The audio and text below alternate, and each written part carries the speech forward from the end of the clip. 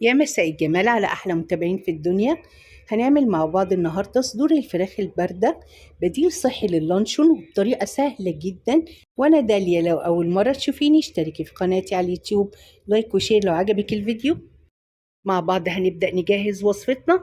2 كيلو من صدور الفراخ حجمها كبير، هبيتها في محلول نقع طيور وابدأ أشطفها كويس واغسلها أكتر من مرة،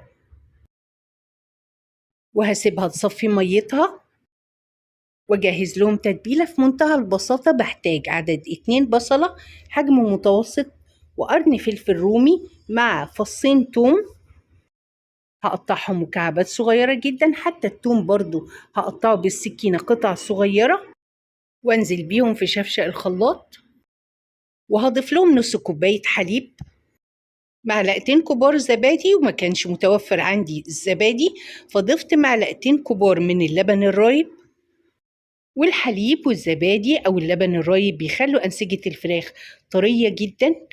نص معلقة صغيرة من الملح، نص معلقة صغيرة بهارات فراخ، معلقة صغيرة مليانة من البابريكا المدخنة، نص معلقة صغيرة فلفل اسود ناعم، ربع معلقة صغيرة توم باودر، ربع معلقة صغيرة بصل باودر، ربع معلقة صغيرة جنزبيل بودرة مع نطرة قرفة، يعني أقل من ربع معلقة صغيرة قرفة، معلقة كبيرة من الباربيكيو وده بيدي طعم مميز مدخن للفراخ، معلقة كبيرة من الصويا صوص. لو مش متوفر عندك صويا صوص ممكن تحطي معلقة كبيرة من الخل الأبيض مع نص معلقة كبيرة من دبس الرمان. ده بيدي طراوة لقطع الفراخ وبيديها طعم مزز حلو قوي. وفي الخلاط هضربهم كويس جدا وأكتر من مرة لحد ما نعم البصل والفلفل والثوم. كل المكونات عايزاها في حالة سائلة، يعني عايزاهم ناعمين جدا. والكل ست مصرية أصيلة بتكره تغسل المواعين زي كده. بصي التركاية دي، هنجيب الصينية اللي هندخلها الفرن ونرص فيها قطع الفراخ، ولانك ست واعيه بتحافظي على كل حاجه واي حاجه، حتى لو فضل منك شويه تتبيله صغيرين تحطيهم في الفريزر، فمش هنشتغل من التتبيله كلها مره واحده، لا، هاخد شويه في طبق صغير دول اللي هشتغل منهم، وباقي التتبيله لو فاض منها حاجه هتبقى نظيفه احطها في كيس واحطها في الفريزر.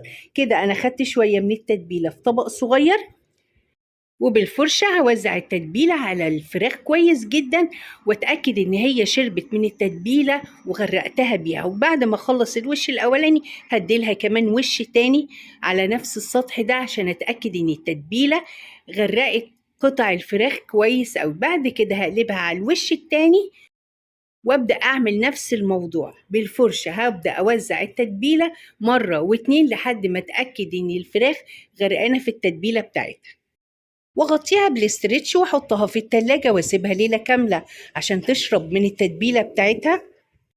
ولانك ست مدبرة، اللي فضل من التتبيلة هتحطيه في كيس سندوتشات تقفليه كويس جدا وهتحطيه في الفريزر.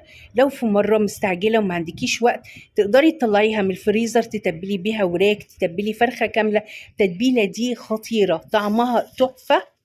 وبعد ما باتت ليلة في التتبيلة بطلعها من التلاجة قبل التسوية بساعة عشان أكسر سقوعية التلاجة قبل ما أحطها في الفرن. وبخلي الفرن حامي قوي، يعني بسخن الفرن جامد جدا وعلى أعلى درجة حرارة. بشغل الفرن من تحت بس، يعني ما بشغلش الشواية. بعد مرور نص ساعة بتطلعي صينية الفراخ وتقلبيها على الوش التاني وتسيبيها نص ساعة كمان، يعني وقت التسوية ساعة. وعلى شبكة الفرن بتحطي صينية الفراخ في أول رف بعد النار مباشرة، يعني أول رف من تحت. وبعد ما بتستوي بتسيبيها تبرد خالص وبعدين تحطيها في علبة وتشيليها في التلاجة لمدة يوم كامل 24 ساعة عشان تتقطع معاكي بسهولة. ما تقطعيهاش وهي سخنة عشان هتفرول منك. وتاني يوم هتطلعي منها وتقطعي بمنتهى السهولة شرائح تخينة أو شرائح رفيعة على حسب انتوا بتحبوها ايه. ممكن لو عاملة كمية كبيرة تحتفظي بالصدور سليمة في أكياس سندوتشات أو في طباقة وتحطيها في الفريزر، تقعد معاكي فترة طويلة جدا. هتطلعيها تسيح تشتغلي بيها عادي جدا كأنك لسه عاملاها حالا. أو ممكن تقطعيها في صورة شرايح وتحطيها في طباق حطيها في التلاجة، حلوة جدا، مفيدة، مغذية، كلها بروتين بدون أي مواد حافظة. ومع دخول المدارس بعض الأولاد ما بيحبوش ياكلوا جبن، ده بديل صحي لللانشون، تقدري تعمله لهم، تحطه لهم في اللانش بوكس متماسك، مفيد جدا، مغذي، وألف هنا وشفا.